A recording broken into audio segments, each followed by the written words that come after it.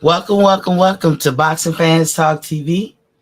I'm your host, T to T. You can refer to me as Miss T. Y'all see the thumbnail?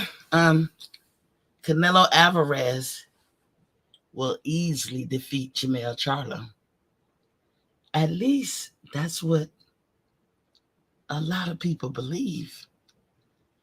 What say you? How you call it? It's amazing how these breakdowns be going for this fight, for the Earl fight, and the Terrence Crawford fight. But there's a few factors that we got to get past to break it down realistically. And we're going to get into that and much more, but y'all know the drill. First, let's turn to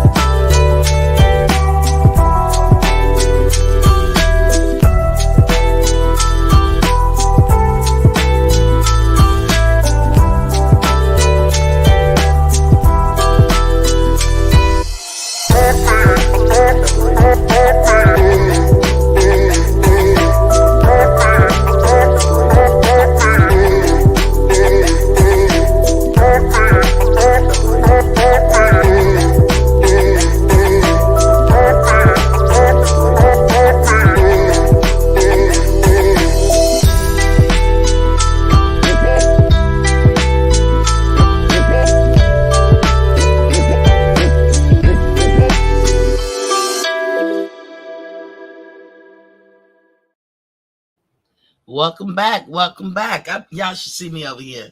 I'll be dancing to that that intro. Anyway, as I said, y'all see the thumbnail. A lot of folks believing that Canelo will easily defeat Jermell Charlo.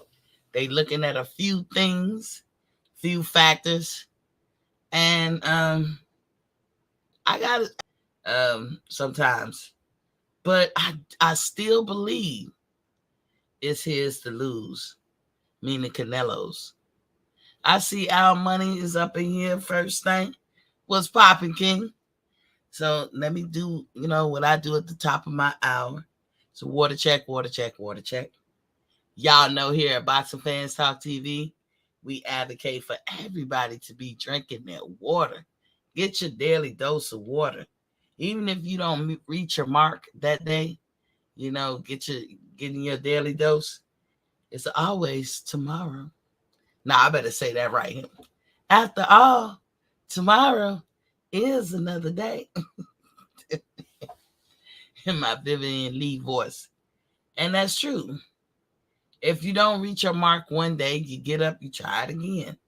And you can try it again within that hour, or you can try it again the next day. But drink your water, because there's no reason in 2023 and going forward that anybody should be dehydrated. I mean, just look at this last fight with Bud and Earl. Now, I don't say that Earl was dehydrated, but that's one of the excuses they wanted to use. So a lot of people take dehydration for granted, but just think of it.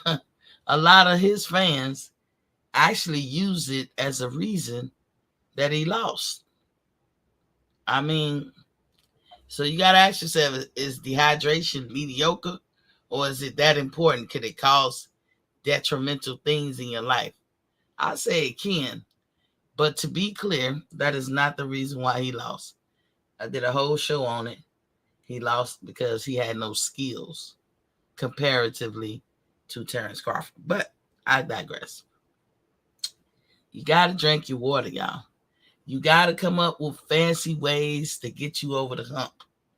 You know me, I'm going to tell you, it's so many things that I keep doing. And I know y'all be like, T, are you done with your creative ways of trying to drink more water? And I say, no, I don't put no limit or cap on how much I drink water or how I sneak sneak around my mind or the barriers that I may be throwing up to drink my water. Hey, I told you guys recently I bought a cooler, a big behind cooler, you know.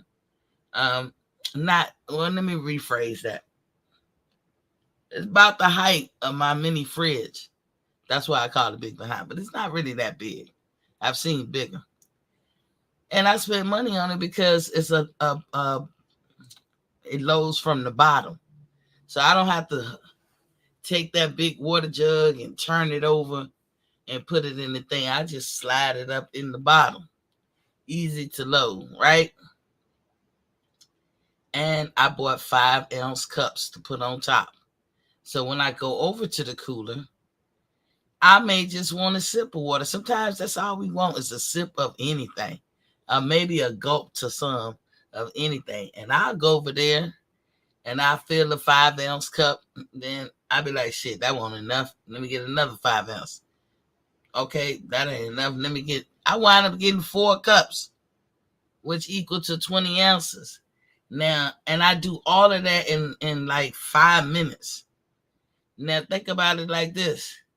If I'd have bought a 16.9-ounce bottle of water of Dasani or whatever, do you really think I'm going to drink all of that in 5 minutes? That's going to take me hours.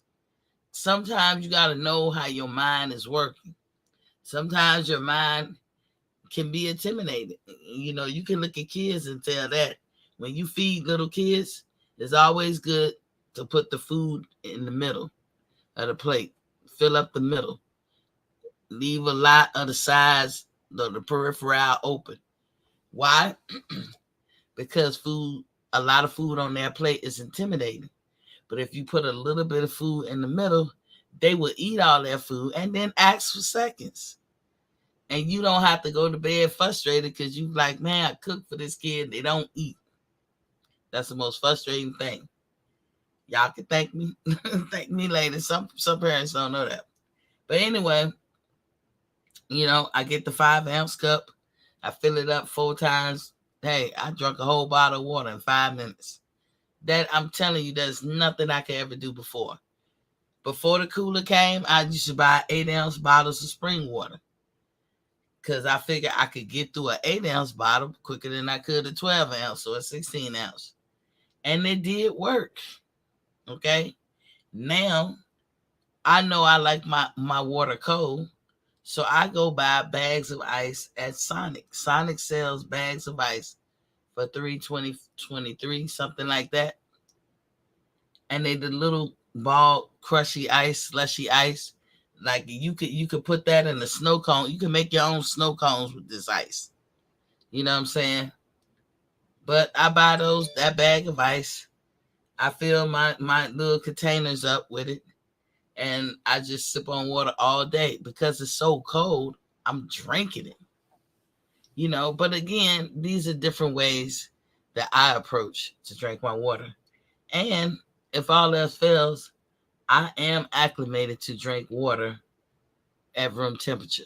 So this is what we advocate. We tell you to drink water. We know that a lot of people ain't into drinking water. So we say at least twice a day that you should, you know, without fail, no exception to the rule.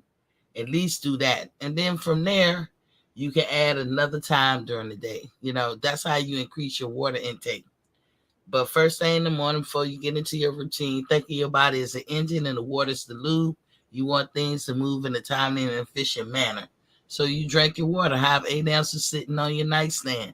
You know, like me, I have a mini fridge. I can get up and go grab me some water or what have you, you know. So, you know, just creative ways to drink your water. It's going to help flush yourself out, and you need that, you know. You don't want stuff stuck up in there and building up and backlogging and shit up in your stuff. So that's one time. At night, when you get out the shower, you're not going to sleep right away. Even the American Heart Association agrees drinking water at that time is necessary. It's good for your heart. Anytime you hear stuff that's good for your heart, go ahead and indulge in that. And then one thing they always say, wine is good for your heart. I think they say it because of the grapes of it all. You know what I'm saying? But I don't drink alcohol, so that's something I don't engage in, even though they say it's good for the heart. And if you ever lived overseas, they give wine at dinner, and kids drink wine too. 5-year-old, 6, 7. I know their ass is going to bed right after they drink their little cup of wine with their meal, but they do. And they don't grow up to be alcoholics and pressed for alcohol and have alcohol related incidents like we do in the States. So, that's a good way to introduce alcohol to children or whatever. They see it anyway, but wine's supposed to be good for the heart, But again, me not being a wine drinker, I'm never gonna do that. So I'm gonna do everything else that they may say that's good for the heart, but I'm gonna do what I don't do. I don't want to develop no bad habits. And they say a habit it takes 21 days to break a habit, if you can. So you gotta have good, strong willpower and determination. But a lot of reads going on at night when you about to go to sleep, a deep sleep, not a cat nap. Rebooting, recharging, revamping, recreating, redirecting. A lot of work. And this is why the average person burns between 900 and 1,000 calories at night in a deep sleep. And you have to have your deep sleeps. You have a messed up day if you don't get your proper rest. When you're young, you don't notice this stuff, but when you get older, that shit shows up. It really do. Every person that's close to my age or that's up there in that like 30 and beyond, you know the importance of getting your sleep. So you should know your importance of drinking your water. So that's all I'm saying. We should never be dehydrated. Not in this lifetime. A lot of people try not to drink a lot of water because they say, oh, it fills them up. Like if you drink some water and you didn't eat, or you drink a lot of water before you eat, you're not hungry. But then all it takes about 45 minutes to an hour later, you starving like hell. Okay, that can be true. But water is, doing that can also be a good tactic of eating right or eating clean. That's the whole purpose of people eating salads before they eat their meal. I used to think that was crazy. Like, why the motherfuckers always eating a salad? Man, you better get to them ribs, them ham hocks. Better jump on that fried chicken. What the fuck you waiting for? Eating this boring ass salad. But you know what? I look at it different now. Run me the salad, please. Let me get that so it'll keep me honest, You want the water to dilute things too, you know what I'm saying? Like I said, you want those calories burned in your deep sleep. And you want things to be ready to be processed out by morning. You want to keep a pH balance. You don't want to be acidic. You don't want to be alkaline too much, but you don't want to be acidic. So please drink your water. But now that we got that out the way, let's get into some housekeeping. Please, please, please hit the like and share button, especially if you're watching me on replay. Leave a comment, statement, question, whatever. If you already subscribed, don't hit that button. I already got you locked in, dog. So, but if you've never been here, you never subscribed, please hit that subscribe button. You can also leave a comment, question, and statement at boxingfanstalk@gmail.com. That's boxingfanstalk@gmail.com. I do get back to y'all. And believe it or not, I talk about some of the things that we talk about in our chat or in our text back and forth or through our emails. Because sometimes I got to bring it back. And now I do be discreet about who I'm talking to. So I don't call nobody out like that. But a lot of my topics have come off of things that I be talking about with some of the fans who tune in. And you see that lovely Cash App over there. Embrace and become one with it. Boxing Fans Talk TV. That's Boxing Fans Talk TV. I don't know what YouTube problem is with me, but that's the best I can do to be monetized. Please use it if you can, if you feel like it. Remember, all proceeds go back into the channel. And I'd like to thank you for the past donations and anything you want to do in the present and the future, of course. Thank you, thank you, thank you. Now, I do come on Monday through Friday at 7:30 p.m. Eastern Standard Time. That's Monday through Friday, 7:30 p.m. Eastern Standard Time. Unless something happen, y'all. If it ain't nothing to talk about, I ain't got nothing to talk about. It's point blank, period. But if it's something to talk about, you best believe I'll be here. But I got a lot of businesses and a lot of stuff I got going on. So sometimes I just can't make it. You know, I'm packing out my house, like me personally, packing out my house. I'm not hiring nobody, trying to save as much money as I can. And this a big behind house. So y'all bear with me. Sometimes when I'm not here, that's what I'm doing. I got caught up and I got tired and I fell asleep. But now that I got all that out the way, let's get into it. I see our money, like I say, he's first one in here. He said, "What's up, Miss T?" He said, "We drinking water over here for sure." Indeed, brother. Indeed. Drink that water. Get your kids on it. And to all these new mothers out here, I'm sorry. Don't be listening to this new rhetoric like babies don't need to drink water. All living things need water. I don't know what these people be coming up, because they'll say that now, and then it'll develop a crisis. And then 30 years from now, they come back and say, "Oh, I know the problem. We should be drinking water." Everything that's basic and that we need, you know what? They've been figured it out centuries ago. They've been figured out the importance of hygiene. They've been figured out the importance of water. You know, there was a time when they drunk liquids, but it was like a little alcohol, mixed with the liquids, because they didn't know how to they didn't know how to either they didn't know or they didn't have access to fresh water. Like you can't just go and drink ocean water. I think most of us know that, but don't be surprised there'll be somebody out there that try to drink some ocean water. You'll die. You'll die. Don't do that, because it's salt. You got to find a way to get the salt out the water. You can't just drink. If you going to drink water and there's nothing living around that water, don't drink it. Like, I judge the healthiness and viability of things by the insects and creatures around them. So if I'm going to drink some water and I don't see no creatures kind of around this water, I ain't drinking it, because they know. They know just like we know. So, that's a hint and a half. PGH Big Dog is in the building. What's Papa King says, "Salute, Queen T." Dan Tan is in the building. He says, "Salute, Queen T." Salute. Salute to y'all. Hopefully everybody get in here. I know my irregularity is probably throwing people, but hit that notification bell so y'all know when I come on every day, when I make it. He said, "Please take that whack old poster down. Bud could hire better graphics people now that he got his biggest payday." Dog, I'm sorry. PGH, you a trip, dude. I can't do that, PGH. I'm going to take it down eventually, but probably just in my own time. But I like how look how you put it, now that he got his biggest payday.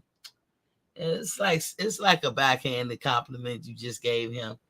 Now that he got his biggest payday. Because it's true. They both got their biggest payday. So did Earl. But Bud's payday prior to this was $10 million. Do you agree with that? So to me, he always had money, That was probably his promo and all that. The Big Fish had animated T-shirts and stuff. And he had some good look, like that one with the bud, that they smoking bud. That was cute. That was cute. Even the locker thing. All of that stuff is cute. Creativity is creativity. What you say? And he thanked Al Heyman and Spence. Okay, and my friend was trying to make a point about that, about this interview that Bud did, where finally Bud admitted. I was like, I don't know what point that a lot of Spence fans are making. And I be like, I'm gonna try to attempt to say certain things leading even up to this Canelo and Jermell fight that I know a lot of Spence / Charlo / James / PBC fans is not gonna get. They just not gonna get it because they don't want to get it. Just like when we was trying to tell them about Bud, they didn't want to hear it. They didn't want to get it. This is why they were so shocked in the turn of events. You said he didn't get no damn 10 million for the. He did, PGH. He did. He did. He did. You have no proof. I'm not knocking you, PGH. You know you're my boy, but you don't know Bud. He will never. He ain't gonna show me. You have no proof that didn't happen. None. All you got is PBC / James / Earl / Charlo talking points / Bud haters talking points. Y'all have no proof. And you know this is as logic as I can be. You have no proof. Now you'll say, I have no proof. And I'll say, I do. My proof is that Bud told us he got 10 million. But not just Bud. People affiliated with BLK said it was true. Aram said it was true. But more importantly, BLK said it was true. If the person that's receiving it and the person that's giving it is saying the same thing, then who should we listen to? Derek James about Bud? Spence about Bud? Who should we be listening to? You guys, again, this is why y'all was so shocked. Because you place no value in this man. And you want to believe the hype about he's a liar. Why would he lie? And if I can't believe Bud, then I can't believe none of them. So when Earl said he got this, or Charles said he got that, am I supposed to come back and say, he lying? They ain't get that shit. I don't believe it. You don't want that to be the case for Bud. Because again, y'all place no value in them. I'm not mad at you, PGH. You know what I'm saying? That's what y'all did. And to me, the learning curve should be that y'all know not to do that. That's what lost y'all the fight in the first place. He said, I'm glad that Bud finally saw the light.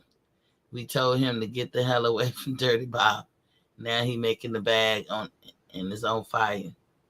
No. Well, in the end, all in all, okay. But I don't see it like that. I don't see it like that. And PGH, I remember when you told me why you hated him, because he what you say, he signed with Bob. I just never understood that. I don't know where you work or anybody on here works, but I'm not mad at any of y'all for the choice of employer that y'all pick. Not mad at y'all. And I never did understand that one, PGH, just to be honest. You know, the numbers came out of that damn BLK Planet Prime ain't even worth 10 million. Stopped. It's not about what they worth. It's not about what they worth. You know, they had investors who invested in that fight.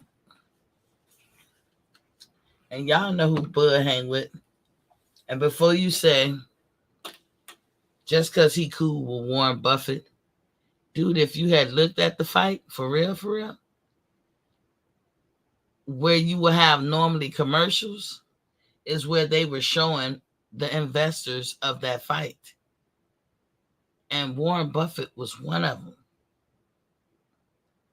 So I'm not supposed to believe that. I'm supposed to not believe that it would be against the law for BLK to broadcast on their platform that Warren Buffett is an investor when he's not.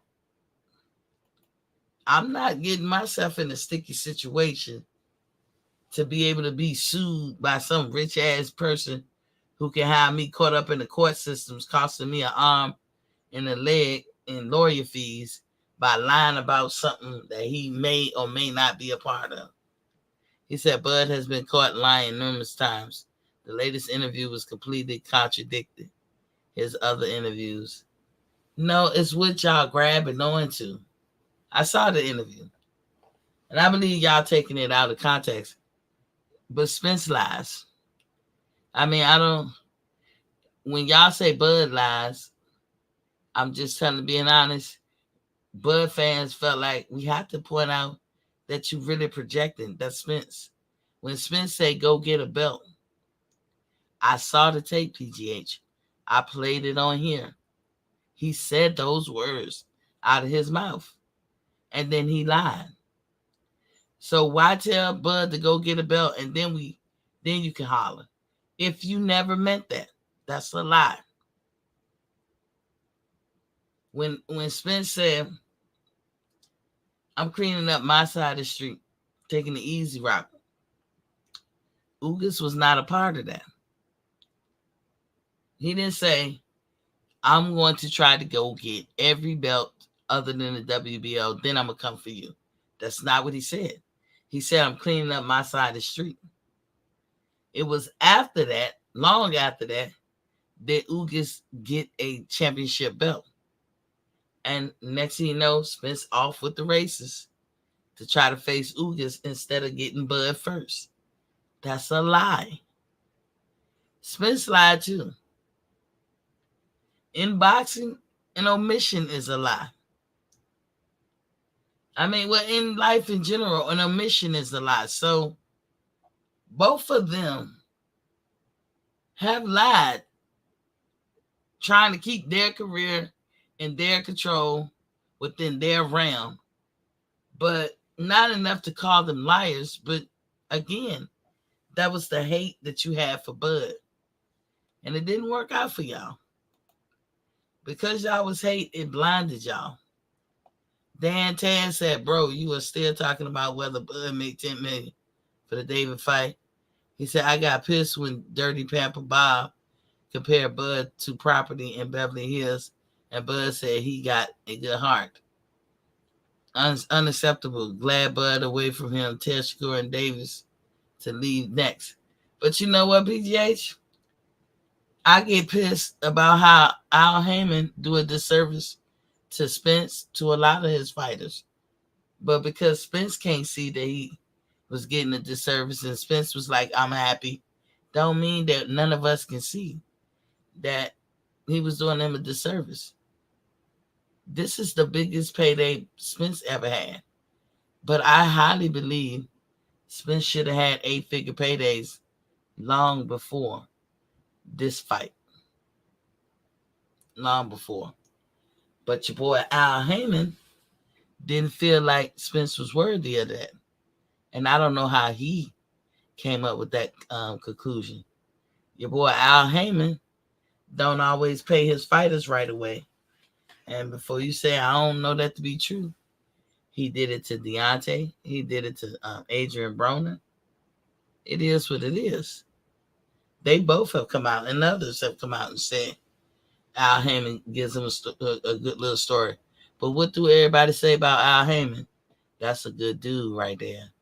He's don't get me wrong. I like Al Heyman. He's a good dude. Even Bud said it. Smoke and mirrors. Floyd just came out and said we never wanted that fight. We didn't want that fight to go down. Floyd also said, I am PBC and PBC is me. Floyd also claims that he pretty much is the boss of PBC, Alice, the advisor or the manager. And he came out and said, we didn't want them to fight. And Floyd just said that on Fight Hype. We didn't want that fight to go down. PJ Spence is one of the only boxers who has never lied. Yes, he did. Yes, I just gave you examples how he lied. Why do you hate Al Haymon so much? I don't hate him. I'm calling it like I see it. You still got that Fred poison in you. Al and PBC giving us stuff. No, I'm not poison like Fred. I see the BS. Broner came out and said that was a no. No. Broner got broke. He got broke down. But let me get to my thing, though. The breakdown of this Canelo versus Charlo is heating up. And it's going to heat up. This is one of the fights kind of like gives enough for folks to talk about and everything leading up to September 30. I think it's just as big as the Spence and Crawford fight. And I believe there'll be a lot to be said about that. Now, you know that Canelo got some hardcore fans. They will not depart him. They will not forsake him for nothing. Just like Spence had his fans. You know what I'm saying? And then Charlo probably had more fans. He would probably have more fans if his behavior, him and his brother, that's what they did. It was their behavior. But because he with the popular clique, he still got fans. Now you got professional fighters out here, mostly similar, with similar outtakes as to some of us fans. Like, I don't consider myself a casual fan. I'm somewhere in between novice and expert. That's where I place myself. But you got some hardcore fans. We see things a certain way. And then when you hear a professional say the same thing, you be like, oh, I know I wasn't crazy now. Because look, this person is a fighter, and they said the same thing I said. Andrew Charles was in the building, was popping. He said, I used to be into spring water, but now I drink purified water. It's all good, as long as it does your body good. I'm still on the spring water. I like natural water. He said, damn, T, you hate trainer of the year, Derek James, too? We all know judges got the scorecards filled out already. Charlo must KO Canelo to win. But look, that's how I felt about Bud. Bud got to beat his ass to win. And see how y'all feel the same? I don't hate nobody. But I call people out how I see them. Let me tell you, I was going to talk about Texas. ATX Slab Life Cletus, a.k.a. Big Texas, is in the building. Say, yo, what's popping? He said, and PGA said, and Canelo got a granite chin. He said, salute, Miss T. Now, Big Texas, I'm going to talk about y'all a little bit. But bear with me, because, I mean well. And I'm speaking the truth. You ever heard a saying that says money means never having to say you sorry? Y'all ever heard that? Money means never having to say you sorry. And whatever you can think of how that means, basically I'm saying when you got a lot of money, you ain't got to apologize. You ain't got to follow the rules. You don't have to be kind. You don't have to be courteous. You don't have to tell the truth. You can blame somebody else. You can take down other people. You can besmirch them, assassinate their character. You ain't got to care about nothing. Because in the end, money is the great apology. You can always go on a shopping spree, make yourself feel good about yourself. Go on a traveling adventure, make yourself feel good about yourself. Money means you never have to say you're sorry. Floyd used to say, money ain't everything. Money is the only thing. And he used to laugh. Because although you don't want that to be the case, you don't want people to really think like that. You know it's true. In this world, a lot of people fall into that category. Money means never having to say you're sorry. And it's the arrogance of it all. It's the conceitness of it all. The belligerent of it all. And nobody likes that shit. Now, everybody in the sound of my voice, within the sound of my voice, can understand what I just said. Now, let me turn it around to Texas. Texas is doing that same thing that when I was in the military, I found that New Yorkers did, and then people from Atlanta, Georgia did. And I'm telling you, whether Texans care or not, it is a turn off. It bends the ear to everybody outside of Texas. And people will say, tough titty, we Texans, you know. I'm going to tell you, and this is my opinion, Earl Spence lost that fight because he was from Texas. That's one of the reasons. And Charlo would lose his fight because he's from Texas. And I'm going to correlate that some kind of way. Andrew Charles said, when I lived in Peru, it was socially acceptable for kids to have wine with dinner. There was no legal age limit on alcohol. This was the 90s. Maybe it's different now. You know what? That's when I lived in Spain, Andrew. Same thing. Hey, they had bordellos everywhere. You know, you go to them and do a tour and see them making all their liquor and shit. And at the end, everybody be hustling into this room and they just sit there and feed your ass liquor all. And you can do these tours every day. So a person who was really an alcoholic can get their drink on for free. It was all over the place. So I see Texas, you saying your ears like, what? You said, what? You got to make it make sense. One loss. Okay, so I just gave an example of people who say money means never having to say you're sorry. Or when Floyd say money ain't everything. Money is the only thing. And basically the arrogance to have that position. Okay. Let me give you an example. Because this isn't all Texans, but it's enough of y'all. When I first came in the military, I met a lot of people from New York. My first impression was not a pleasant one. You meet a person from upstate, you can tell when you see New Yorkers, or you just go by their dialect. You can hear it in their voice. Somebody from upstate. The first thing you're going to say, that's a rude motherfucker. And people from the South, as you well know, being from Texas, we don't like rude people. I think that's a Southern thing across the board. Motherfucker, speak. I didn't wake up with you. I didn't sleep with you. If I speak, you motherfucker speak. Where the fuck your man is at? This is what my battle cry. Every time I met a New Yorker, it was time after time after time. The motherfuckers was rude. And they didn't feel no bones about it. They was justified. But it took me years to understand where that came from. And it's still not justified. You know, but I know that the few New Yorkers that I did know, I didn't want to know no more.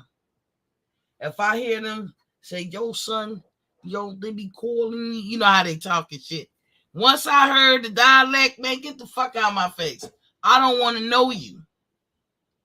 You don't make sense. You are all that in the bag of chips because why? You're from New York. You know the most of everything. Why? Because you're from New York. Everything goes the way you say it goes. Why? Because you're from New York. And you rude.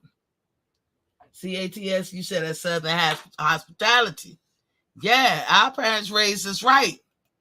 You ain't wake up with somebody, you speak. How hard is that? People from the South get offended when we run across non-manners having motherfuckers.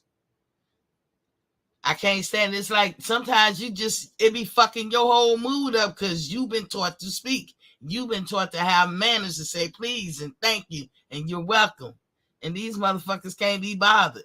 Who the fuck are they? That's what we used to think.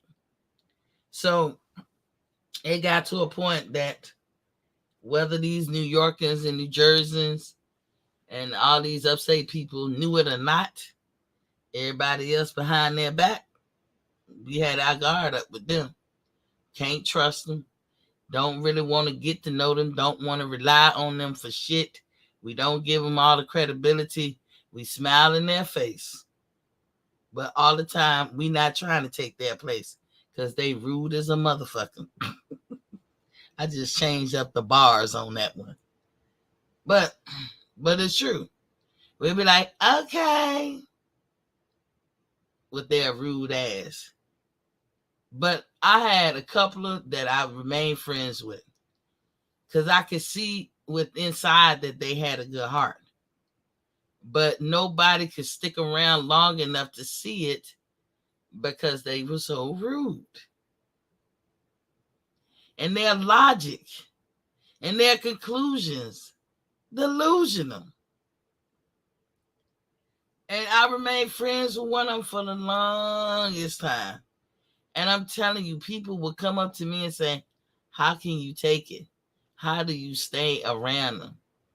And I was like, once I peeped the good heart in them, I just, I'm a sucker for people who I know can be decent. And guess what? Over time, that person came to see things, I ain't gonna say my way, but the good Southern way, Big Texas. They came to see it our way. And they changed a little bit, but that New York is still in them. But not like it was before. You understand? Even we were taught, even if you have a bad day or you in a bad mood, you better hide them shits. You can't be the arbiter of fucking up everybody else's day. It can't be, you can't let that go down. Okay, you can't be so blinded by your arrogance and conceitness that you can't call balls and strikes. Now, Big Texas, I know you understand everything I just said just then. The second example would be Atlanta. That was my first 10 years in the military. And then I was like, okay, people from upstate, because I ain't going to hang with young people out of my generation. I steadily hung with people my age. So when I started meeting people from upstate that was still my age, but we had all been in a while, it seemed like the learning curve was good. Like they learned something, they changed for the better, and they were more tolerable. So now it's like I can let my guard down a little bit. I just put in my head that if I meet some 18-year-old or 19, 20-year-old that just coming in the military from New York, I know what time it is. I ain't going to have too much time trying to hang around with them. I know the world going to teach them. I ain't got to teach them because that's just how life is. Okay, fast forward. I'm 10 years in. I'm thinking, whew, Lord, I don't want to go through that again. Next thing you know, it's Atlanta people. Big Texas, I know you understand this. The Atlanta people conceited. The arrogance, everything I just said about New York people. Same thing with Atlanta. I'm from ATL. I'm from ATL. Nigga, you from Mineral, Georgia. Fuck you mean? You are not from ATL. ATL is 7 miles long and 7 miles wide, just like DC. It ain't that big. Everybody who claim they from Atlanta is not from Atlanta. All them counties outside of Atlanta, it's not Atlanta. But it's in the metropolitan area, and that's what they want to say. I'm from Atlanta. And the conceitness and the arrogance. Oh my goodness. For me, I can't speak for everybody else, but I can't stand shit like that. I almost want to say I can't stand people like that. I do avoid people like that, but I know that just like people from where I'm from, a lot of people don't expand their mind beyond where they're at. And that is a shame. And that's why it's good to have experiences outside of what you know. You know, my family, they I be laughing sometimes because a lot of them really think they got their finger on the pulse of worldly things. They just know the world. They know trends. I got family that really think they got their finger on the pulse of European fashion and just it be cracking me up. The arrogance, the conceitness. And I laugh, but it's not enough till it's nerve wracking or irritating to me. But I laugh at it, right? Because I've been around the world and I know they full of shit. I know they don't know what they talking about. Sometimes you can be full of shit and inadvertently when you don't know.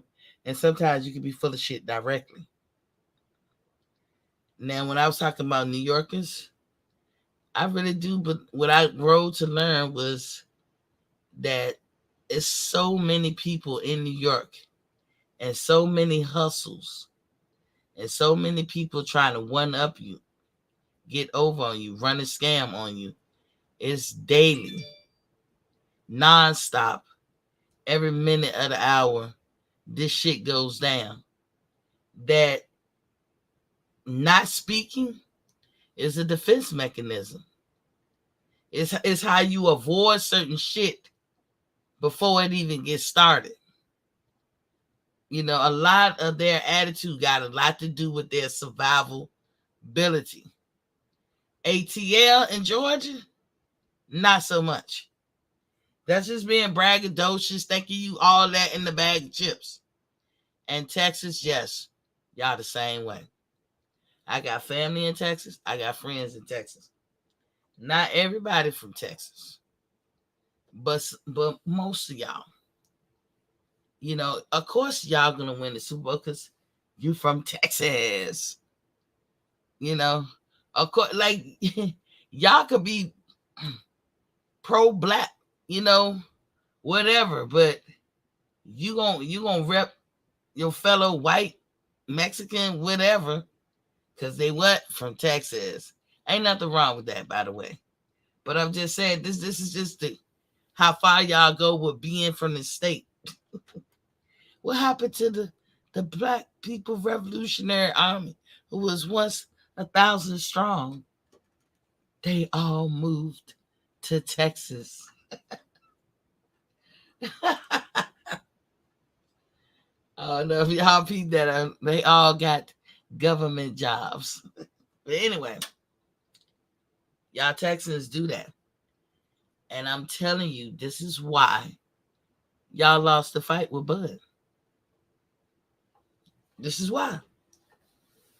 Because Bud, being from Omaha, bumfuck Nebraska, well, only thing you can think of about Omaha is some fucking corn, maybe, and a goddamn steak. But Texas got steak, and Texas got corn. So what we really talking? Omaha is a blip on the motherfucking screen. It's not important. Blah blah blah. This is how Texan people probably feel. So Bud has no value. He can't possibly be Earl Spence because he was raised in Texas. Texas bred. You know what I'm saying? It goes a little bit beyond we stick together, but I hear you, Big Texas. He said, I hear you. I said, yeah, he said, we stick together. And I don't mind sticking together, but it goes a little bit beyond. I mean, I remember one time I was looking at TV and it was some Congress people on there trying to debate some stuff. And one of the guys snapped. I don't know if he was from a a state like close to maybe Alabama, somewhere, or Arkansas or something. He said, this is a special kind of crazy in Texas. Cause y'all logic, like it just don't be making sense. Bud could not beat a Texan. Point blank period. That's just how y'all see it. Guess who else got that shit written all over their face? Yeah, ain't that y'all boy from Texas? Is that, hold on, who sang that song, y'all? Written all over your face. You don't have to say a word. I could be having the group wrong. But anyway, Jermell Charlo. He be doing that Texas shit. And the crazy shit, he ain't even all the way whole motherfucking Texan. I think if you get to be somewhat of a teenager and you live somewhere else, you can't go and say you rep, like, Texas is your state. Jermell Charlo and the Charlo brothers grew up in Louisiana. They weren't young pups when they left Louisiana. The arrogance of it all. If your city, your state, and all that is all that, you don't even have to brag that much. New Orleans is one of our iconic cities in America. New York City is iconic. Los Angeles is iconic. Certain places in New Jersey is iconic. Matter of fact, there's more celebrities or entertainers that come from the state of New Jersey than any other state in America. More. They got more rich motherfuckers paying taxes in the state of New Jersey. When you start thinking about who got this and who got that and all this stuff. But that's the problem to me going into this Canelo fight. The whole time that I told you, I flip back and forth. I go side to side. I say, you know what? I can see Jermell beating him. And by the way, Big Texas, I'm rooting for Jermell. But then I said, it's Canelo's to lose. Now, when a person say that it's Canelo's to lose, that means Canelo can win this fight. If you look at Canelo's demeanor and you compare that to him throughout his career, your conclusion should be he gonna win this fight. Big Texas said, not me. I know nothing like that really matters in a fight. I feel you. That type of shit is smoke and mirrors. It is, but they got it bad. And then the majority of Texans, they agree with it. I don't know the word. I ain't say capitulate to it, but they agree with it. They give it fodder. They give it life because they agree with it. They validate it. He said, but we definitely proud to be from Texas and proud of our gun law. So okay. I got a couple of them over here too. As long as I can get one, that's all I was caring about. Beyond that, I don't care about nothing else. I got mine. But like I said, professional fighters are mostly similar as to why this would be a tough fight for Charlo. And when I say similar, they're going to be similar to what a lot of us say. The novice and the expert fans call it like most professionals do. We all can't be wrong. We just went through this. See, this is my attempt of trying to hit, Texas again to the game, or the boxing community to the game again, because we tried to tell y'all this when the Earl Spence and Bud Crawford fight was brewing. Trying to tell y'all, I'm already starting to see the same elements. So the same elements gonna bring the same results. Sorry to say. He said the trouble I see brewing with Charlo and his camp is their approach and their beliefs. And that's what I was talking about, the arrogance, the conceitness of it all. And then I said it was reminiscent of Earl and Crawford. For instance, Tony Harris. Let's talk about him. He fought Tony Harrison. I'm sorry. He fought Jermell Charlo. So I guess he came the closest. He fought and won. Let me just say that, and lost. So his opinion should matter. He believes Charlo is stupid for going up 2 weight classes to face Canelo, and he has several reasons why. His reasons are because first, that's his first fight at that weight. What did Miss T say the other day? He has never fought at this weight. He don't know how everything gonna hop off. He doesn't.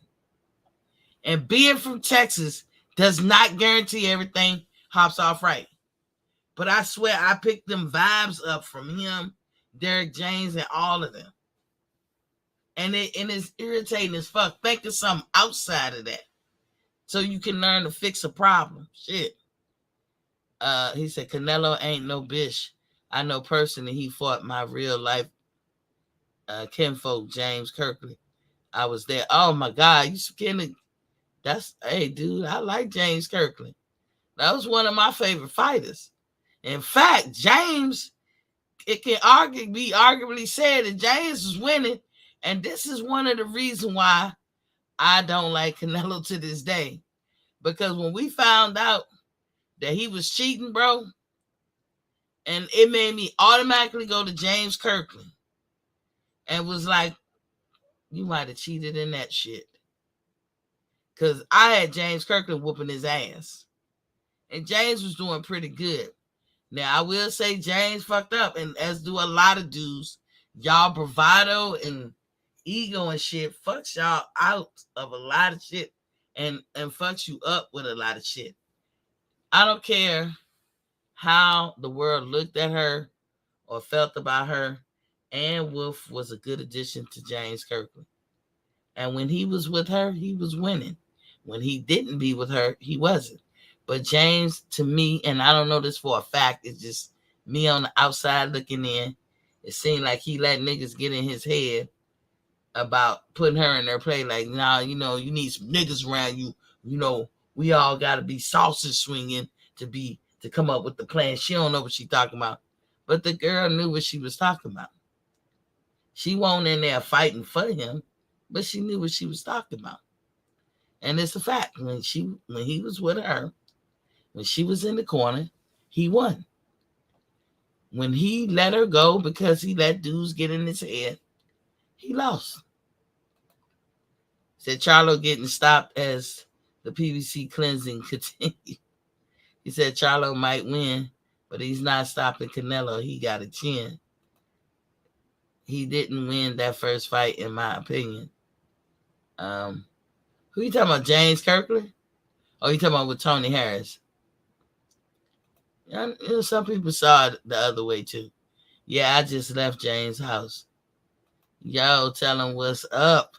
Dude, he was one of my favorite fighters. He was. Matter of fact, try to get him to come over here and talk to me. I mean, I had high hopes for the dude. I had big high hopes for him.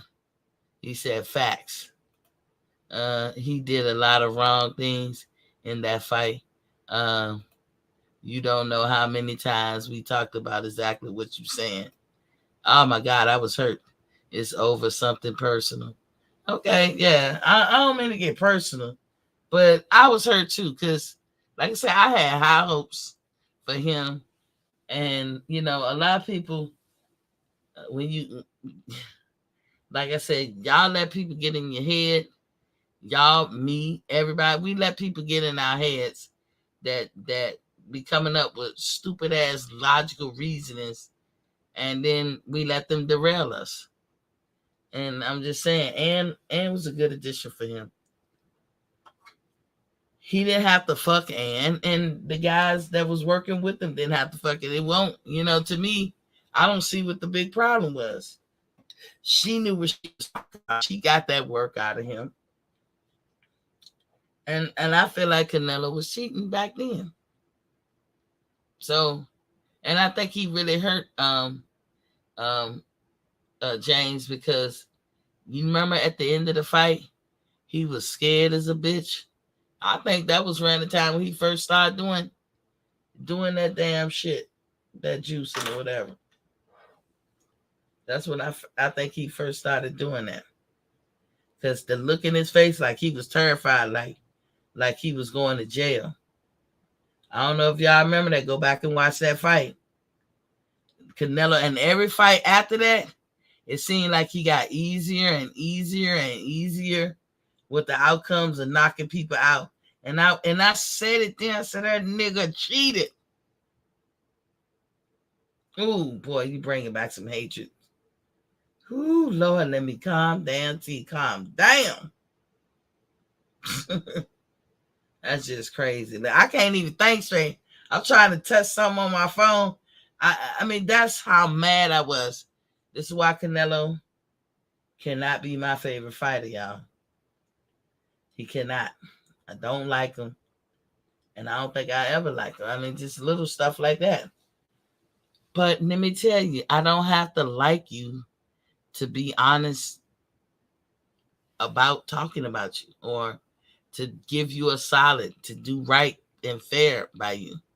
You know, I believe Canelo is an awesome fighter. He got skills.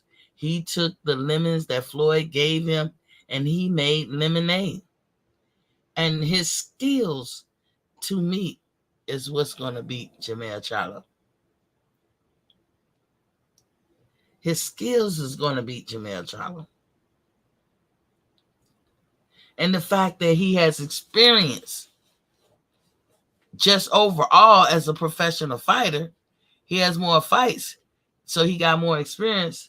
But his experience at that weight class,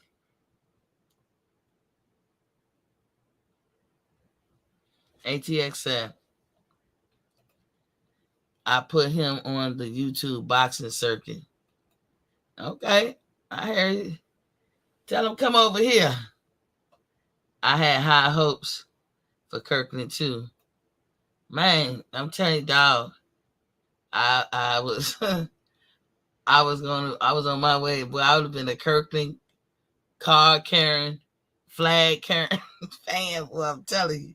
So I worked in the Ann Wolf gym for years before she moved. Oh, she used to be in Texas. See, I knew there was a reason I fucked with you, Misty. Okay, I see. That's the reason why I fuck with you too. I always give people from Texas a benefit of the doubt, but I'm gonna tell you, I'm gonna be honest. Got to be honest. When I find out you from Texas, my guard is up.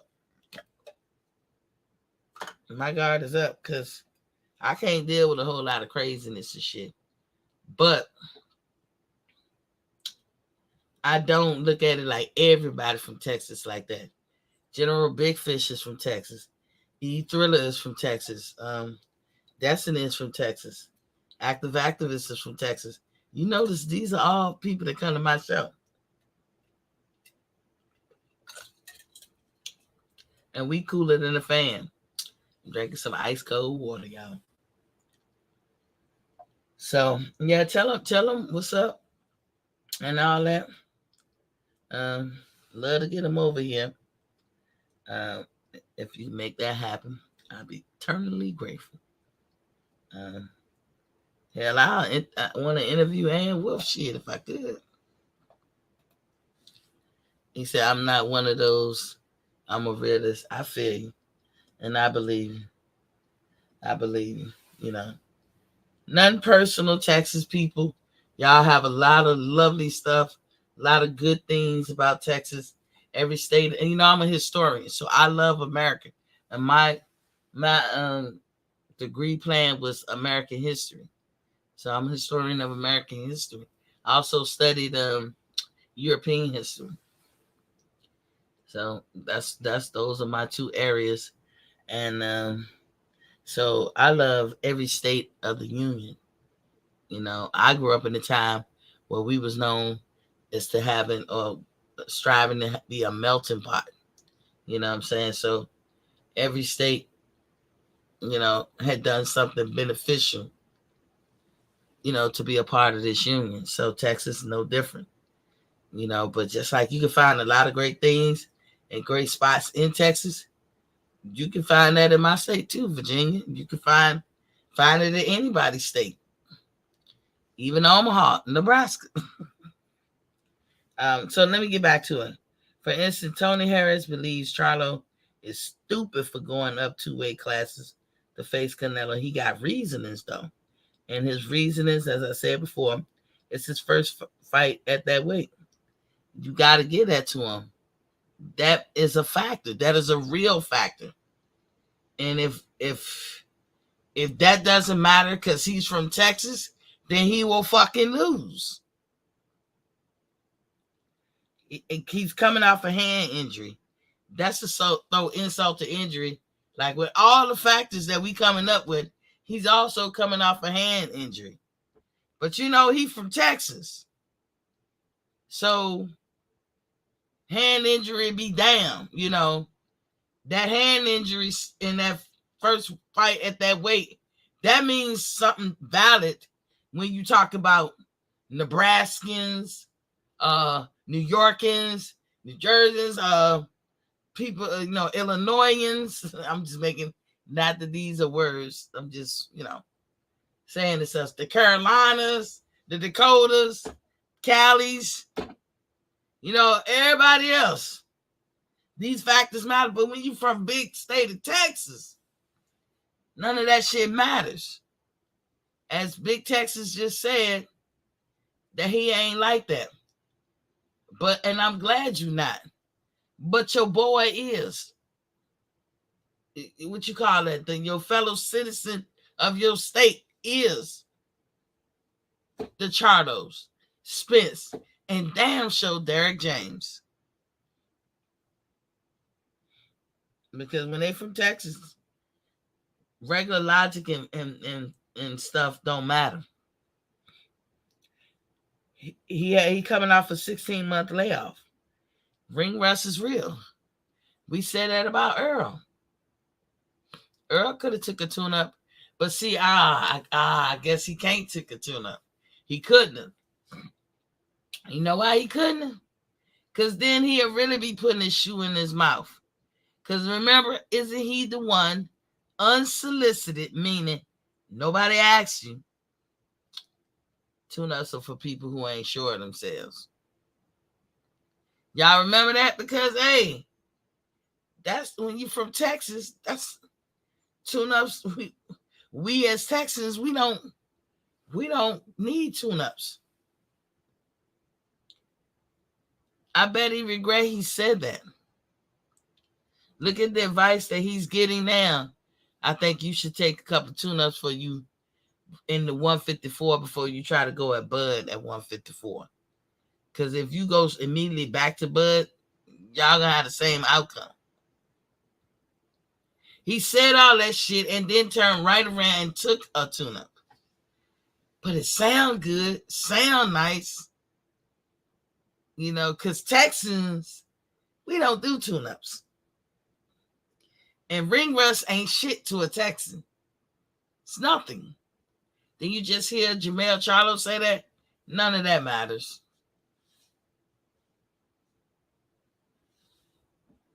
Remember he just said that shit? Oh, none of that matters. The layoff don't, I'm good to go. The injury, all that, blah, blah, blah, blah, blah. Tony Harris also talked about the lack of experience. What? Because he's from Texas, that don't matter? He does have lack of experience compared to Canelo. Just compared to Canelo. Now, they didn't say Tony Harris and Jermell Charlo, we want y'all to go up to 168 and fight each other. One, they both got experience fighting each other. That's number one. Number two, it would be both their first times up at that weight class. So lack of experience might not be that big a deal if you're talking about a match between Tony Harris and Jermell Charlo at that high weight class.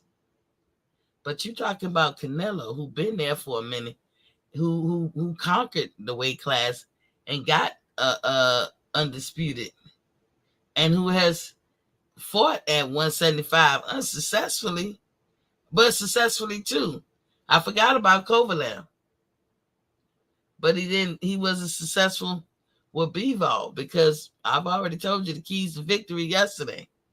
Canelo have a hard time with complete fighters and boxers. You know what I'm saying? But being from Texas, I'm covered, dog. I ain't got to worry about nothing any other person from any other state in any other city got to worry about, because Texas got me covered. Just the fact of living, that my zip code is in Texas, I'm covered for all that logical shit.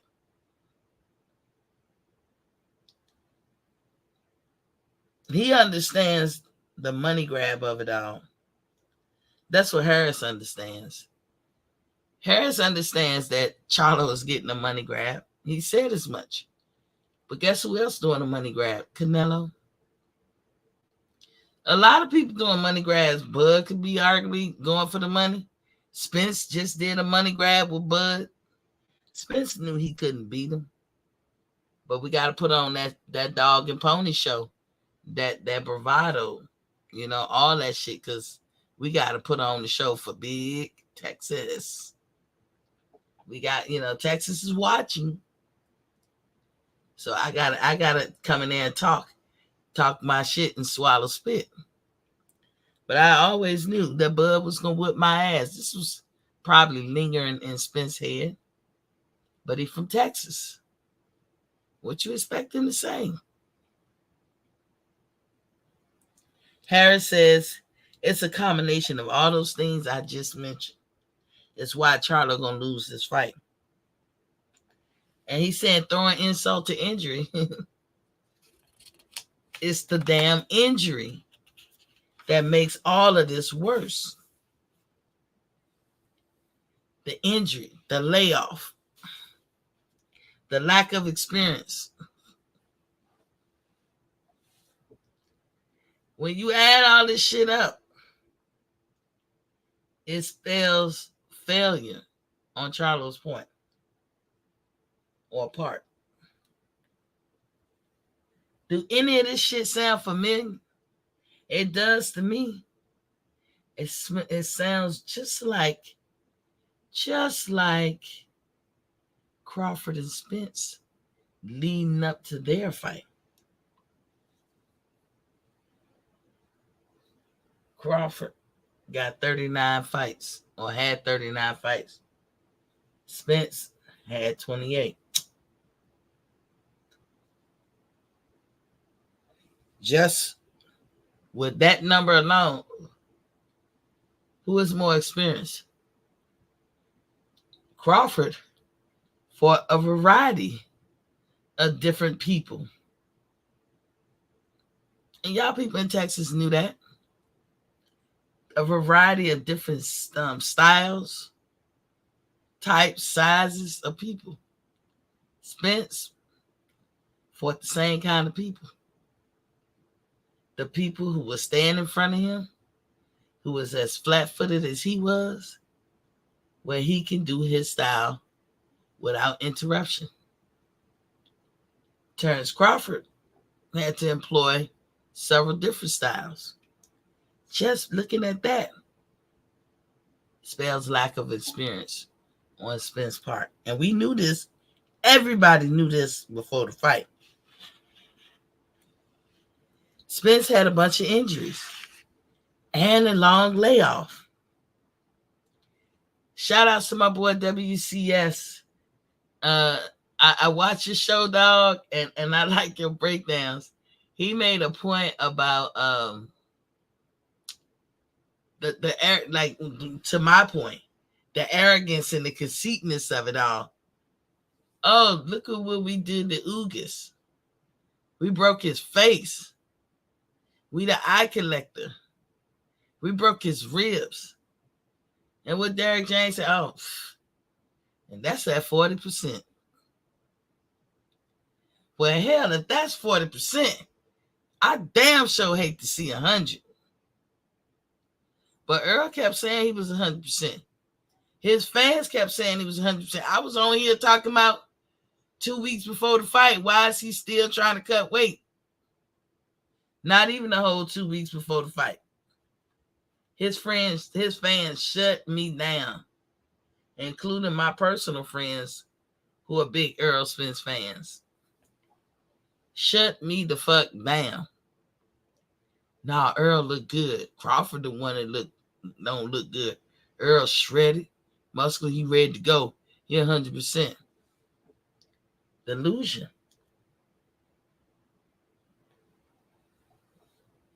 Again, layoff, injury. Sound like Charlo to me. It ain't his first time fighting at that weight.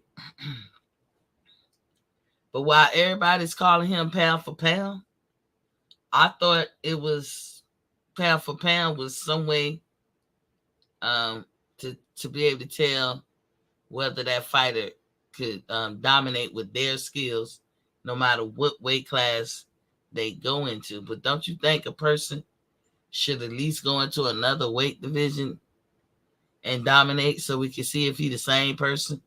Say what you want about Tank and E Thriller. I watched this. I caught the show. That motherfucker said Tankies. I like that. The Tankies. But say what you want. When Tank go up to 140, he fight the same. When he at 135, he fight the same. And when he at 130, he fight the same. So know what that tells me? You could arguably say he a pound for pound person because he fight the same and the shit still work. I don't know that about Earl. I don't know. I'm not saying it's impossible. I'm just saying I don't know. Because he been at the same weight class. I don't know that about Charlo. Same thing. It was always weird that the narrative was Spence had the better resume. Spence had the luxury of being with Derek James first. Charlo came over there and, he kind of was weaseling his way in, but he know the light was shined on Spence. Spence was the go-to person in that gym or whatever. So Charlo just had to be cool with being second. I'm sure that Derek showed more favor to Spence. And I'm not saying nothing wrong with that, but some people egos and bravados be so big that they can't take living in somebody's shadow. I think Charlo latched on. For years I used to say this. I ain't never say nothing though. That Charlo latched on to Spence and was kissing his ass because when they did their sparring, which I have no privy knowledge, I think Spence was probably touching his ass up more than he was touching Spence up.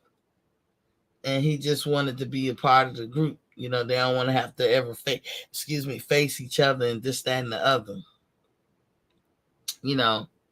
But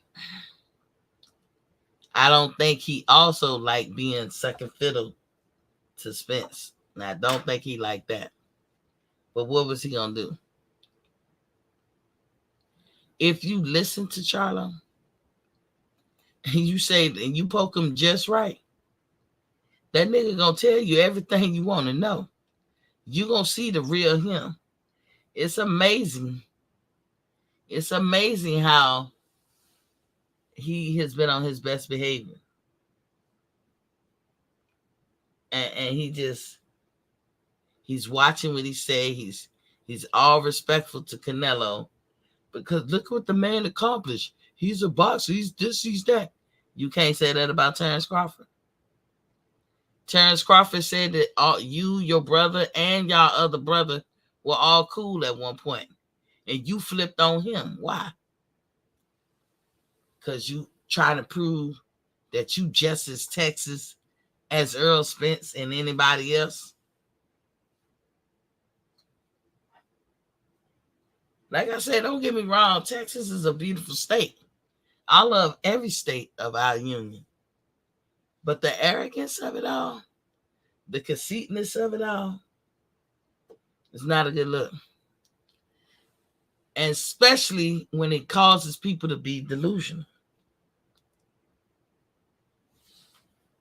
And that's what that shit does. It did it for people from New York. It did it for people who claimed they was from Atlanta, Georgia, when they was really from Mineral, Georgia. But close enough, right? Like, I live in Georgia. My family be like, oh, I'm going to come to see you in Atlanta. I have to tell them every time, I don't live in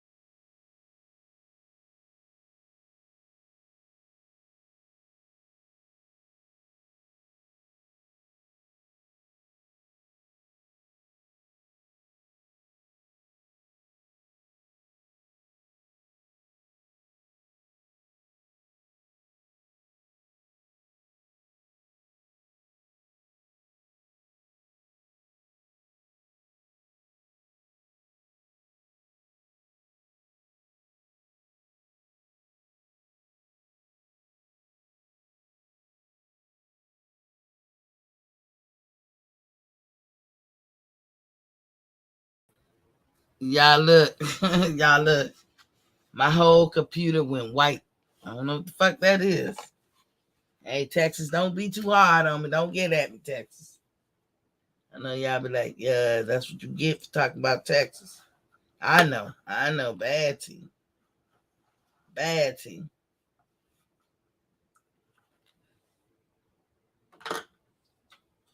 But I'm going to be an honest person with you. I'm just telling you guys how you come off and how you sound. And I'm pointing out that it caused y'all a lot of heartache and disgust because of something you could have controlled by just being honest.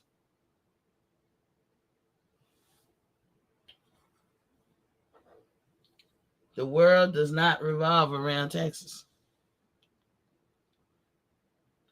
And some of these Texas people got it bad. Like ATX Slab Life Cletus said he ain't like that, but he understood what I was talking about. And he is from Texas. And for him to understand what I was talking about, he had to see it himself. So, getting back. It's like he knows that Charlo got to know the factors of it all. Talking about Canelo. Canelo know he got to know the factors of it all. And plus, Tony Harris, no, this is Tony Harris speaking too. Everybody knows the factors of it all. We know Charlo know the factors of it all. But being from Texas clouds his mind. He can see it clearly, just like everybody else.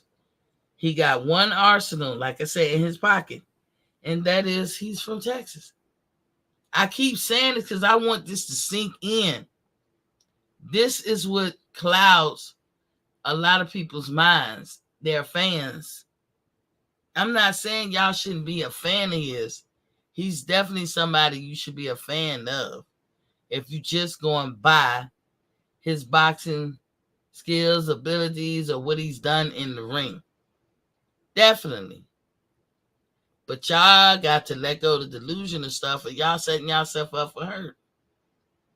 Hellenius was easy to beat. AJ going around, Eddie Hearn talking about AJ can now knock out Wilder as opposed to win.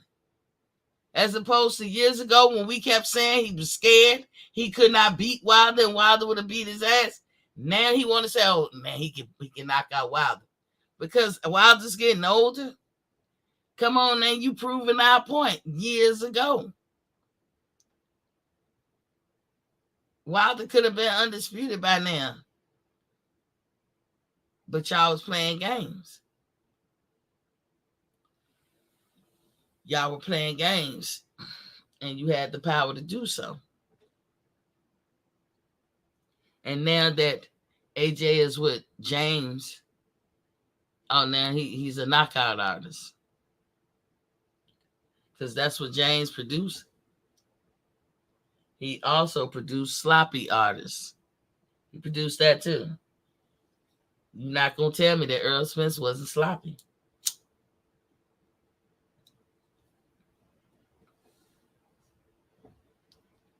He was sloppy. And that's why he got beat the way he got beat. He was off balance. He was out of position. And all he cared to do was to ramrod you, just roll over you and shit. Because that's what Derek mostly teach.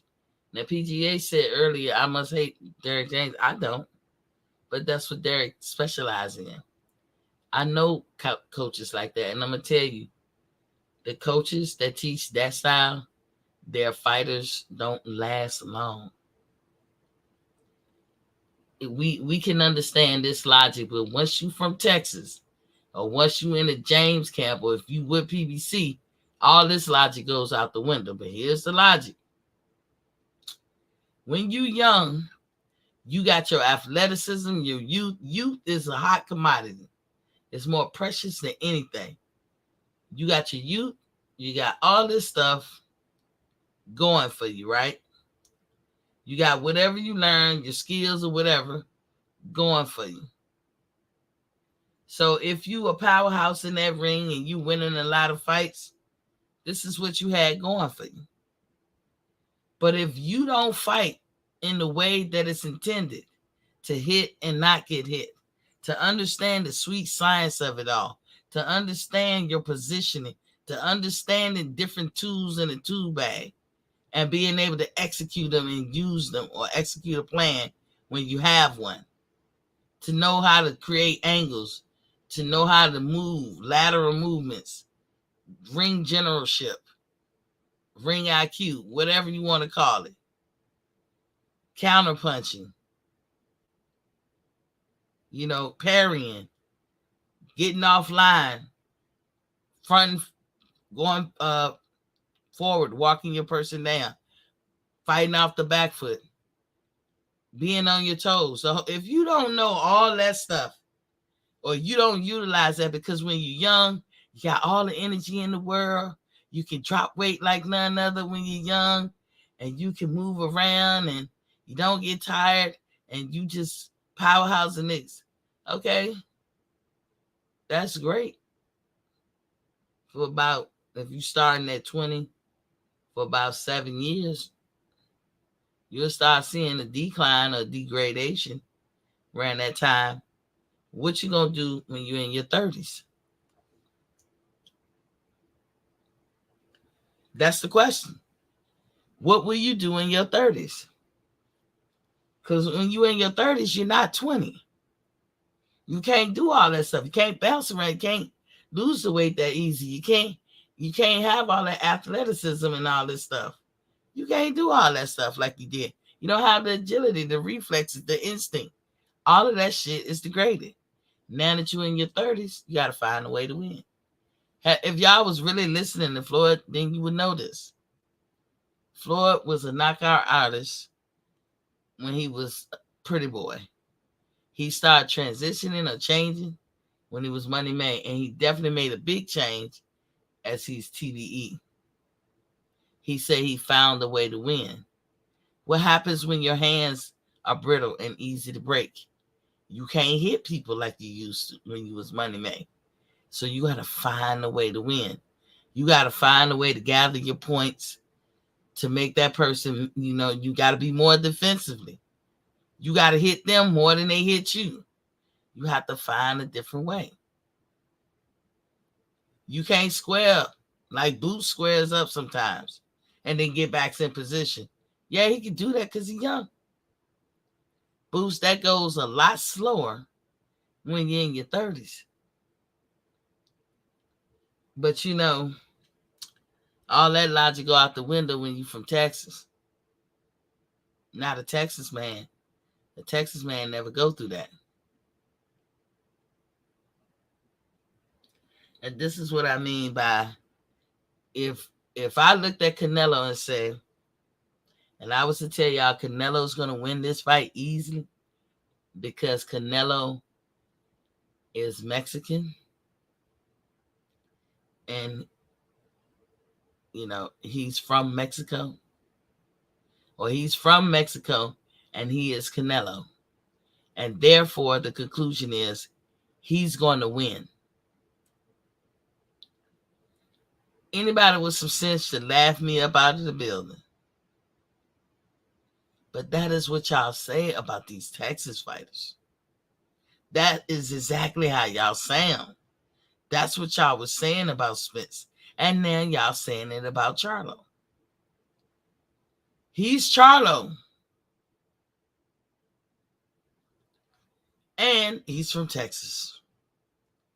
So therefore, Canelo is going to lose. And y'all wonder why a lot of people are anti y'all logic. I have to laugh. Because it's the same arrogance that got your boy washed when facing Bud. It's like if you, like I said, if you from Texas, some folks have permanent blinders on or be so delusional. Now, if he wins, talking about Charlo, kudos to him. But that's a big if. If he lose, career over. Wouldn't y'all agree? Career would be over. It would be over because nobody would be interested. The reason why we thinking some people are suggesting that Spence retire is because the logic he was living off of for so long got blown out the water. So where do you go from there? Haven't you heard this old saying, you can't teach an old dog new tricks?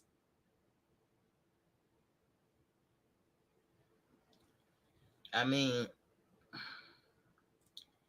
I would say to Charlo, why not follow your own advice? Remember the shut up, be humble, get in line sometimes, be a challenger, take a little less, be the B-side.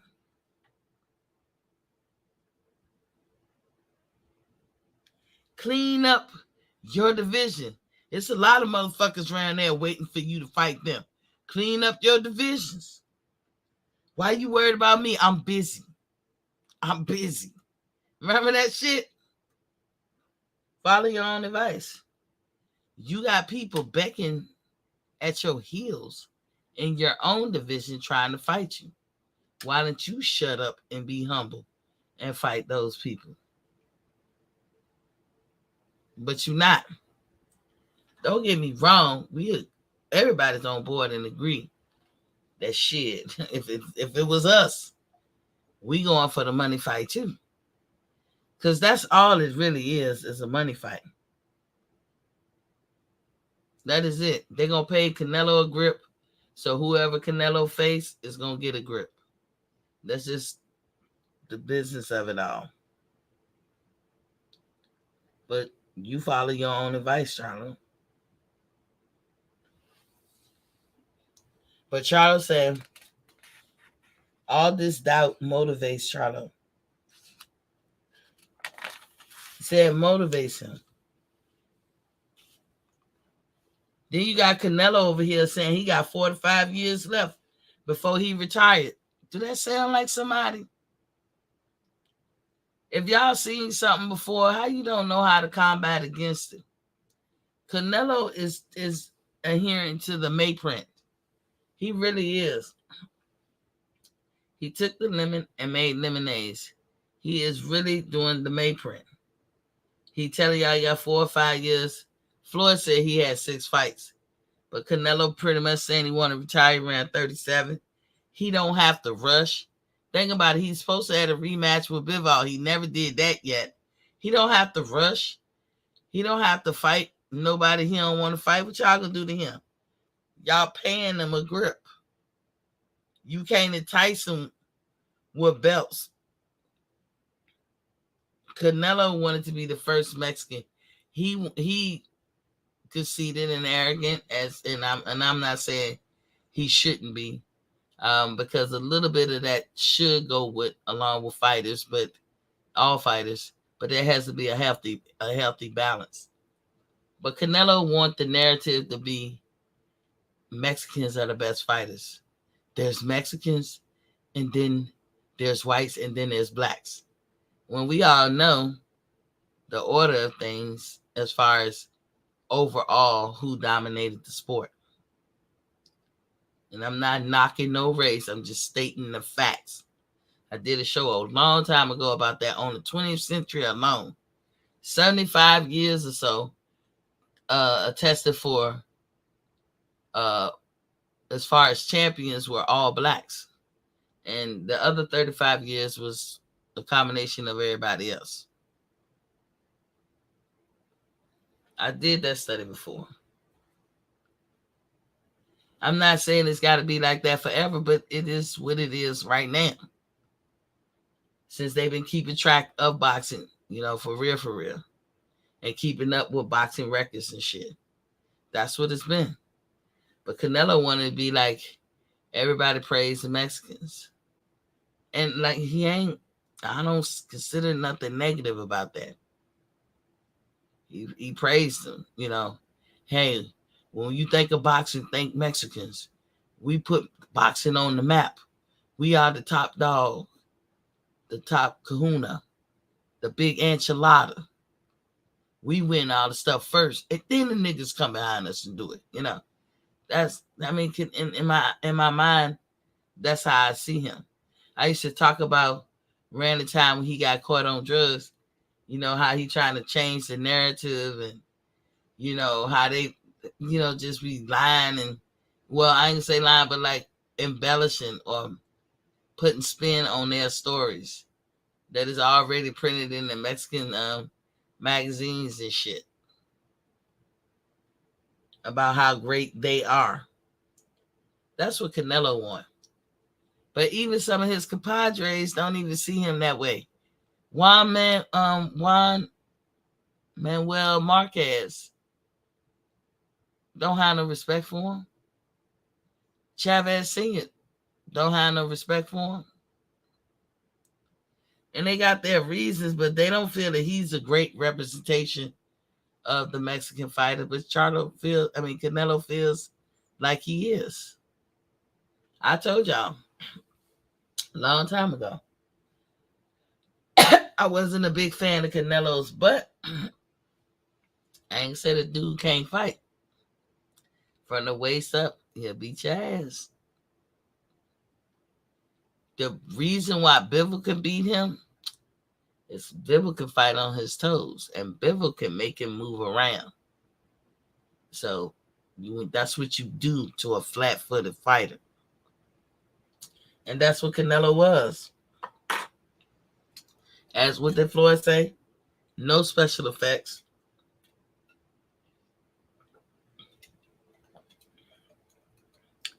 A flat-footed fighter. If Bivol was flat-footed, one could argue that Canelo could have beat him. Probably could have. But Canelo have a hard time with pure boxers. But that's his plan. And I didn't know he was 32 or 33, something like that. And by the time he's 37, he feel like he want to be done. As I said, he's playing he's imitating the Mayprint.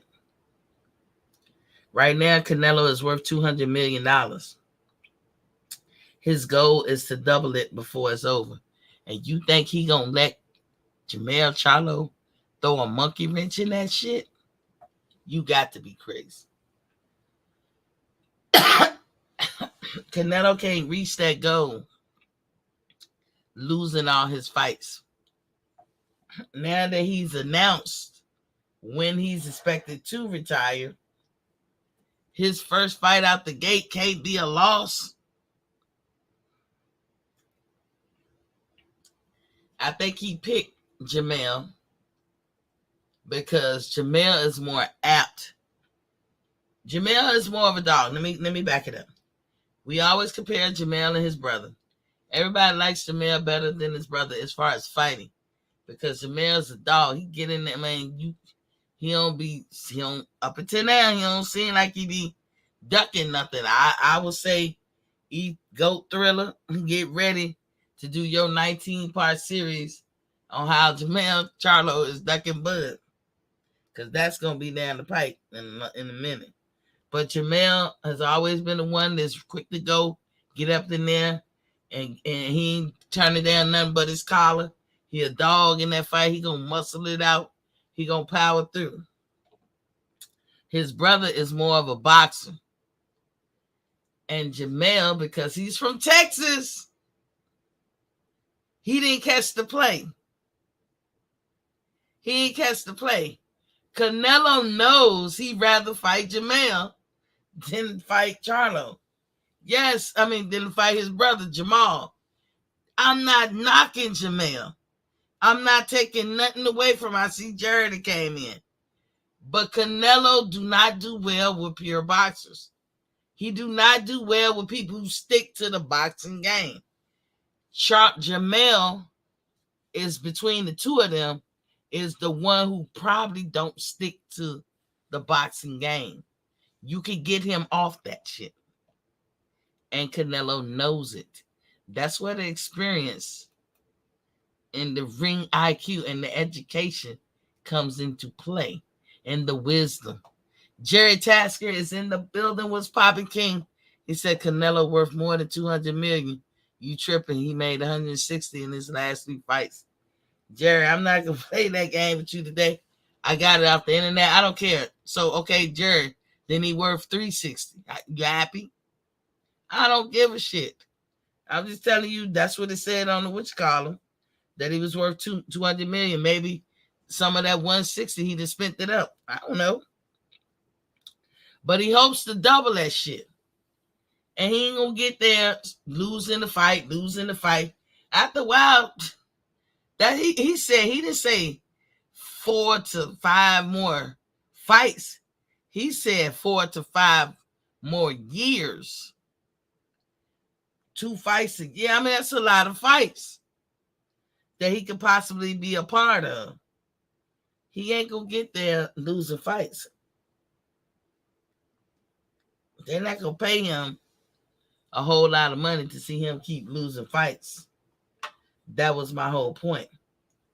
So if his goal is to double that, to be 400 million, or that Jerry tell it 560 million, whatever the case, if when he leaves the sport of boxing, he want to be half a B,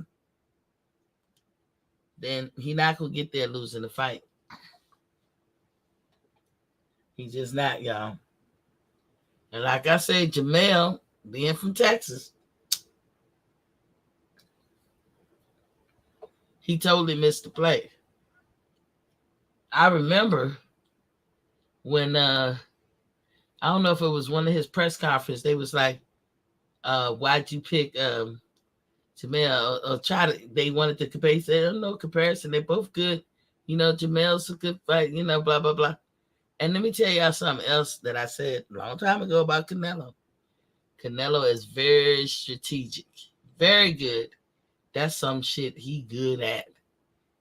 Because you can say he ducked. You can say he avoided.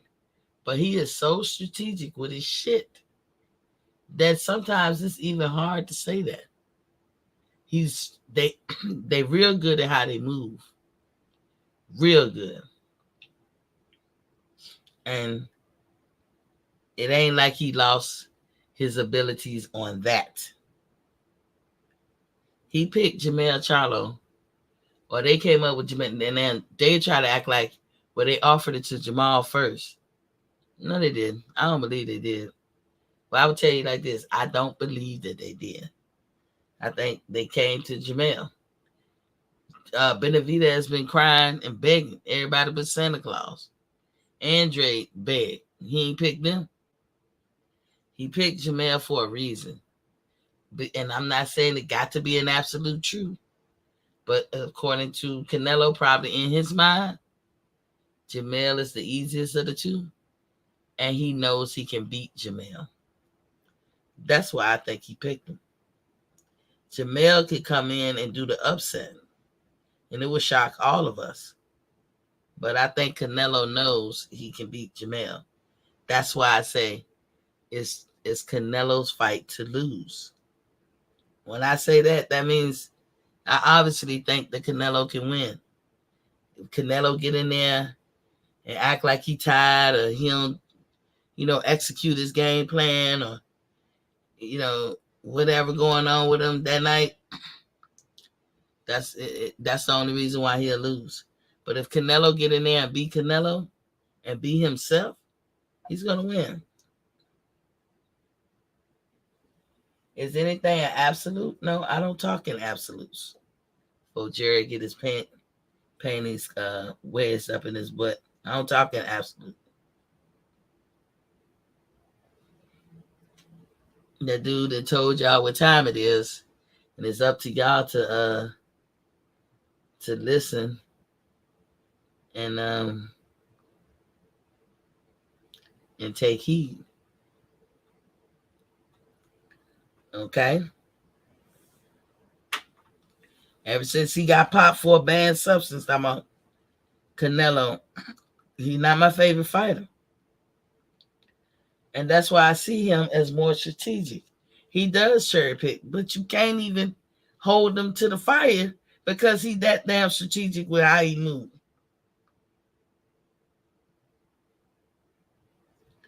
Derrick James, Spence, and Charlo, reign is over. I feel their reign is over. AJ beat Helenius and knocked him out, which I thought it was easy to do that. I thought he was gonna win anyway. I mean, but who is Helenius compared to these other big time heavyweights? Now, according to Eddie Hearn, AJ a knockout artist. Why? Because he was with Derrick James. You're gonna hear the same rhetoric when you hear Ryan. They will all fight people that they know they can beat. Charlo actually is daring to be great a little bit, just a little bit. He daring to be rich is what he do. Their reign is over. There's people who pulled their whole card, and so now it is about the money. It's all about the money. Charlo has always been a person that talk about Bud as if Bud didn't accomplish what he accomplished, but he accomplished what he accomplished. Like Bud undisputed shit never meant nothing to Charlo. He might as well say he ain't have it. He would talk about him like he ain't did shit in boxing, period. Not that the dude was 3 division champion, undisputed, ring twice and lineal twice. But back then, if you heard Charlo, Bud ain't never did shit. But Charlo did shit. He had 3 belts at the time, 1 division that he was in. And then he became undisputed. Y'all saw his response to James Harden at the fight. What they ain't doing shit. What the fuck they doing? Shit. I fight at 154. I'm undisputed at 154. That ain't shit. I already did that. Nigga, you always 1 step behind Bud. But he from Texas. So that fact is blinded by people from Texas. Not all, but most. Why do I say their reign is over? Because they lack the legitimacy off the rip.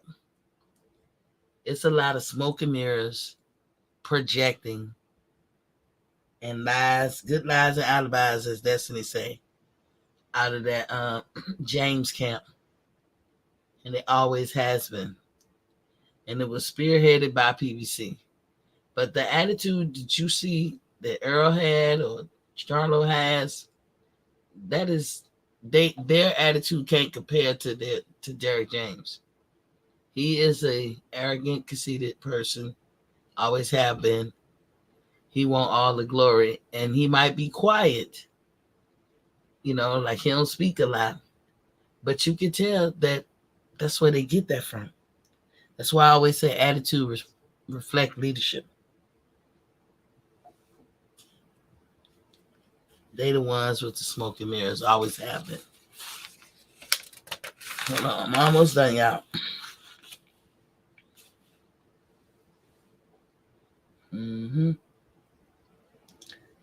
So the lesson learned today that I was putting out today: arrogance and conceitedness leads to what? Delusional mindset. Propaganda and projecting leads to their fans being delusional or having a delusional mindset. Liars, and they have lied, leads to no credibility. And and oddly enough, the people on the PBC side slash Errol Spence side can't pay up their bets in these YouTube streets. I done seen people make bets. They done made bets on this channel for the longest time, off and on here and there, and everybody paid their bets up. But when it comes to the James camp, if you down with the James camp or PBC, and you in that delusional mindset, you so delusional you can't pay your bet.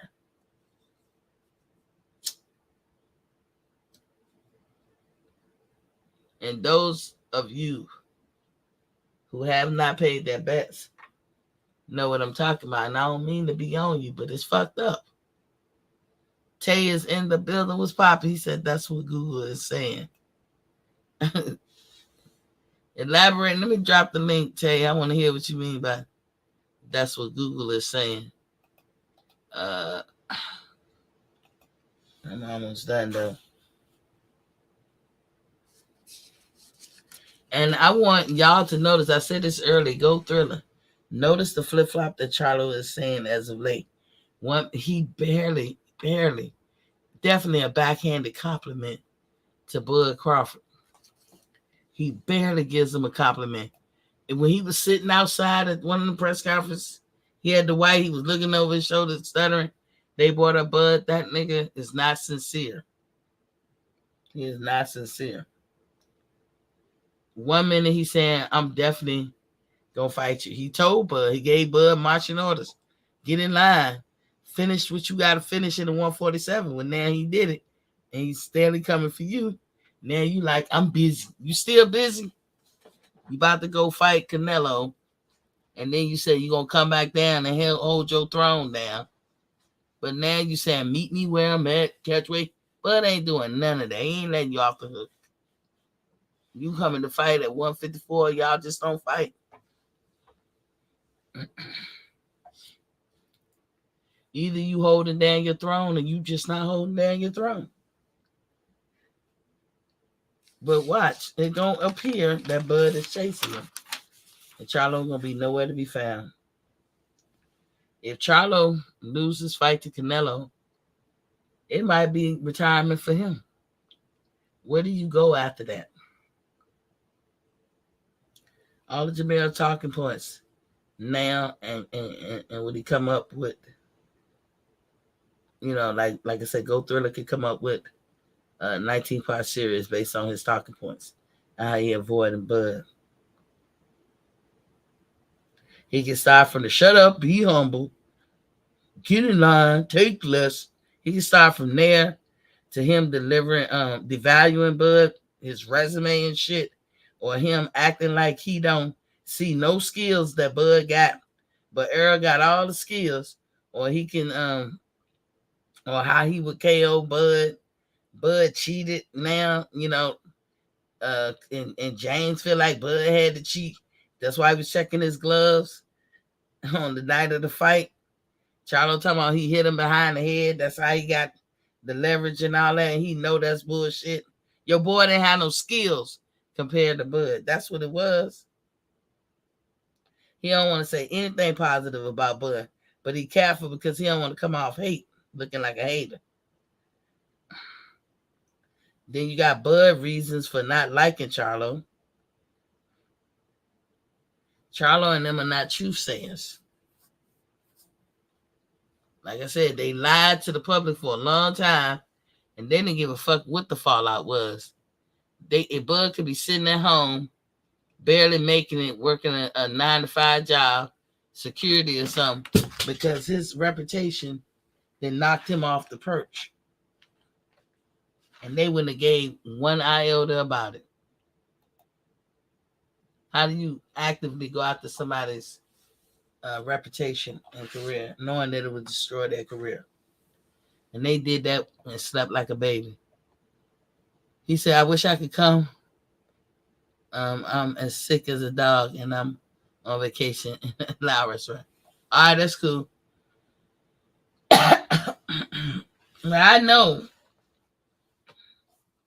that y'all like tea. Like I told y'all, I'm being honest with y'all. There are times when I'm thinking, damn, Charlo might win. I never say that Charlo can't fight. He can fight. And the good thing about him, for some reason, he seemed a little bit more agile than Canelo. We know Canelo don't have legs or feet with his positioning, and that's a detriment to him.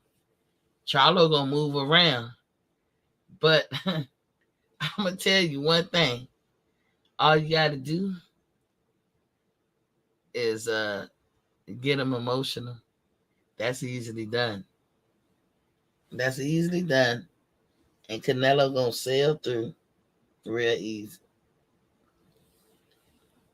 I seen some tapes of Charlo fighting with that the Guzman guy or whoever he working out with, and he looked good. He looked good throwing his punches, slipping. Yeah, you can tell that guy know what he's doing when it comes to boxing. And Charlo trains with him probably more than he trains with Derrick James. But can he do it in the fight?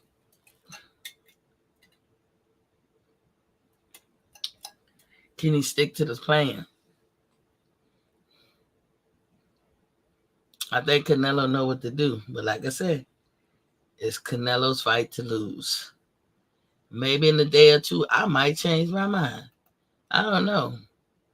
Charlo definitely had more of a chance in his fight with Canelo than Earl had with Terrence. I want y'all to look at y'all screen. This is now available.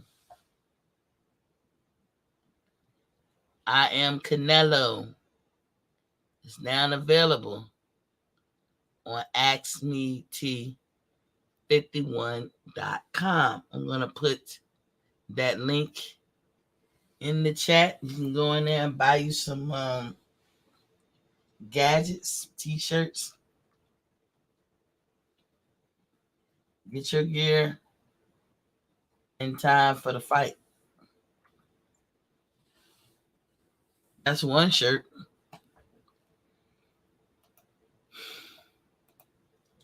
You got another shirt, and they reasonably priced, y'all. Between $18 and $20. Come in all different colors. This one my favorite. I like this one better. So to the Canelo fans, there you go. I got something for you. This shirt right here to me go hard. I love this shirt. This y'all moment. This is the kickoff to your dude's plan. Talking about Canelo and his fans. He didn't call the ball. He said between 4 and 5 years, he done. Whether that means 1 fight per year or 2 fights per year, we got to assume that it might be 2 fights per year. But we don't know. We don't know.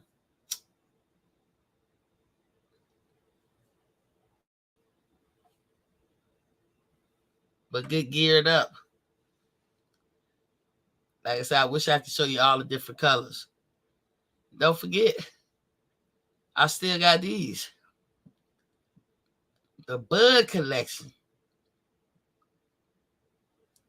How the Bud said, you know, I get active. Here's a closer look. You got In Time for the Fall.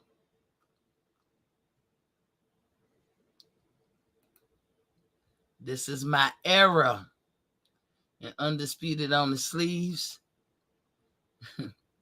See how I look in the back?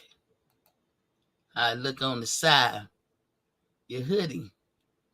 And it comes in all different colors, black and gold and black, blue shirts, dark, light, brown, all kinds of color shirts. Undisputed 2023. This kind of like what the black look like, how it be popping. Pop. But head over to AskMeT51.com and get your gear. I got it scrolling at the bottom. Thank y'all for joining me. And in the words of Pamela James, peace.